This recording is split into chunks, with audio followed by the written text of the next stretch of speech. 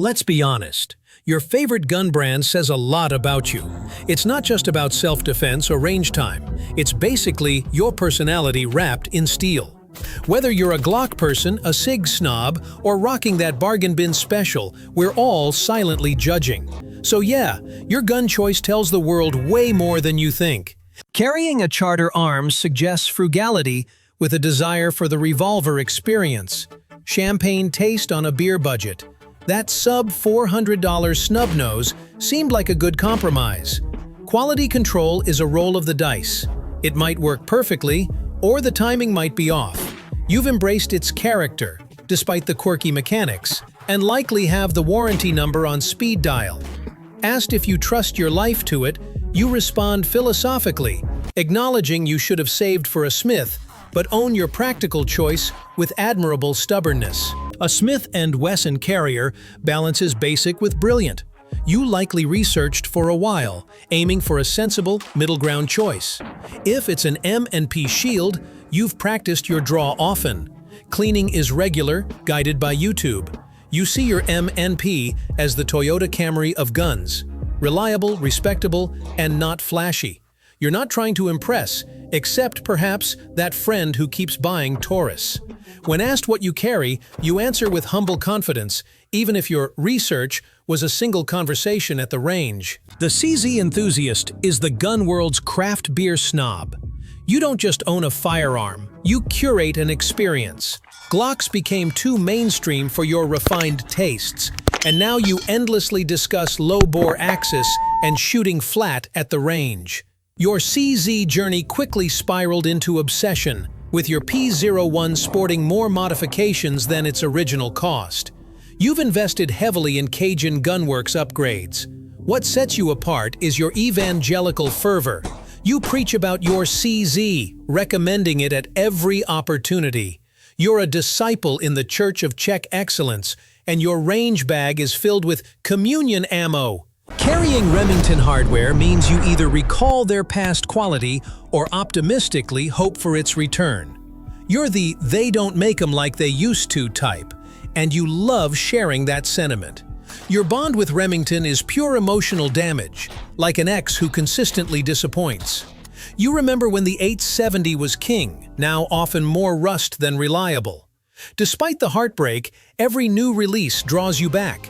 You guard at least one pre-Freedom Group firearm fiercely, frequently mentioning "built before 2007. Recommending a new Remington often turns into a lengthy history lesson on corporate acquisitions and declining quality. Your collection documents American manufacturing decline, a timeline you're oddly proud to maintain.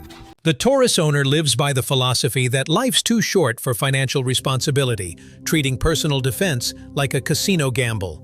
You probably bought your G3C without checking any forums, seeing potential despite obvious red flags. Every successful range trip validates your gunsmith intuition, and every malfunction is clearly ammo-related. You've mastered framing the price as a defense for your firearm.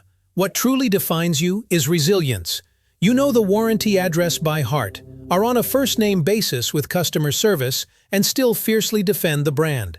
When your Taurus runs flawlessly for 3 straight sessions, it's like winning the lottery. You've beaten the odds, and that victory tastes sweeter than any high-end purchase. Carrying a Glock is akin to joining a religion. You initially sought reliability, but are now immersed in online debates about Gen 3 versus Gen 5. Your vocabulary includes perfection, combat-proven, and just as good for aftermarket parts. Despite praising Glock's simplicity, your pistol likely has only 3 original factory parts, replaced by colorful engraved components and a warranty-voiding trigger.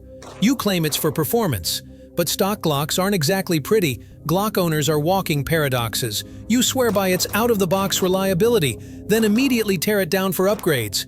You'll spend $550 on the gun, then triple that on mods, garage stippling, and a drawer full of holsters for your Franken Glock.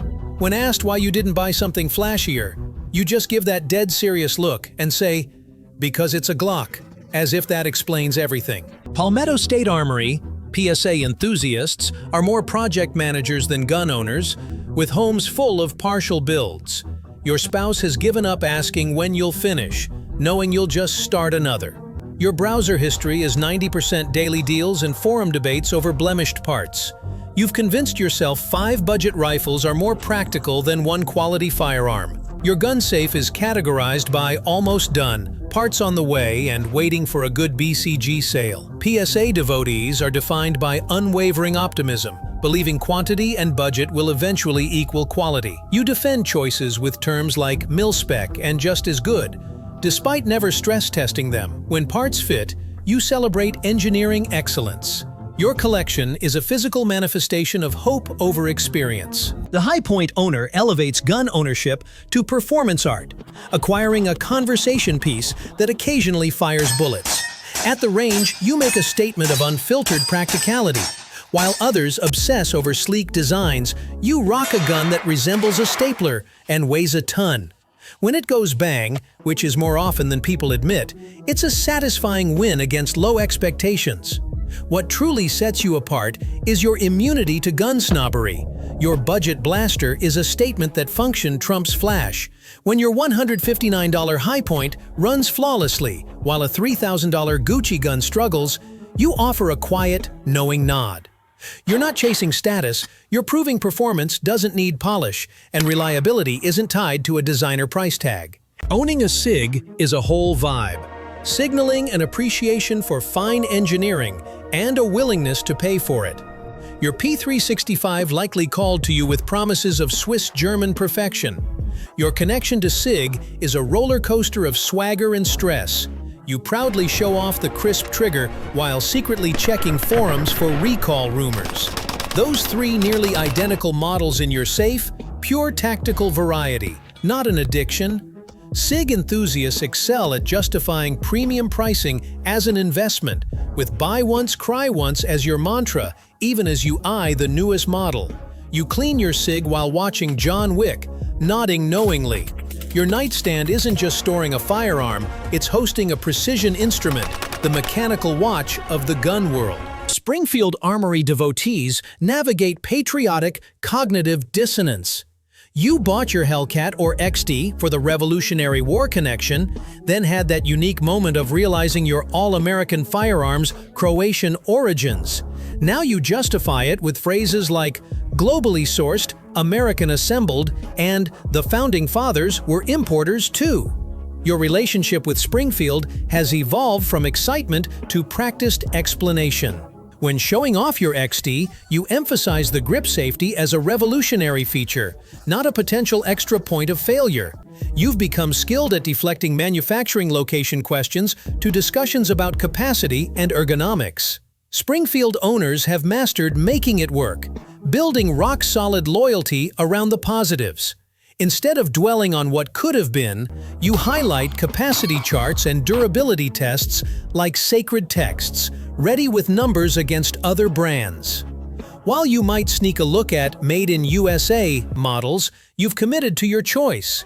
Your Springfield isn't just a firearm, it's proof that practicality beats hype, and owning your decision is half the battle. If you're into Kel-Tec, you're a mechanical dreamer drawn to peculiar engineering. You didn't just buy a firearm, you signed up for a mad science project that's always a conversation starter. Your safe looks like props from a low-budget sci-fi film. Owning a KelTec is an emotional journey of fascination and mild exasperation. You love showing off that fold-in-half sub-2000, even if justifying it is a stretch, your go-to line being, "It's a great idea when it works." Your range bag likely holds more spare parts than ammo. What sets KelTec owners apart is their fearless love of the unconventional.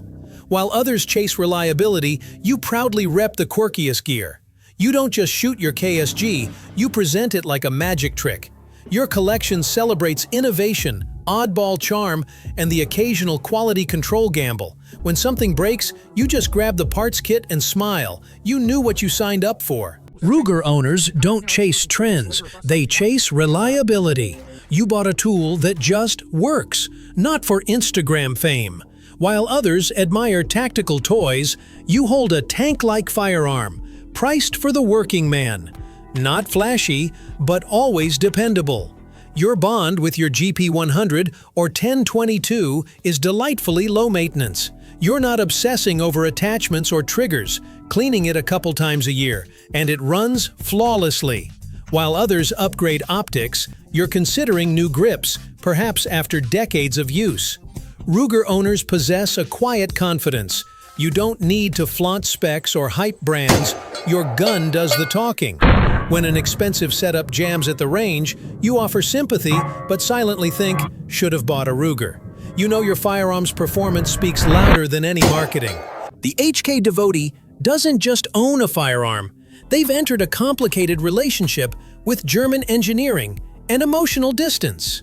You invested in mechanical superiority and the right to look down on lesser pistols.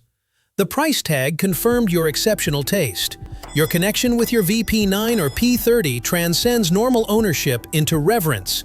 You clean it for intimacy with its perfect tolerances.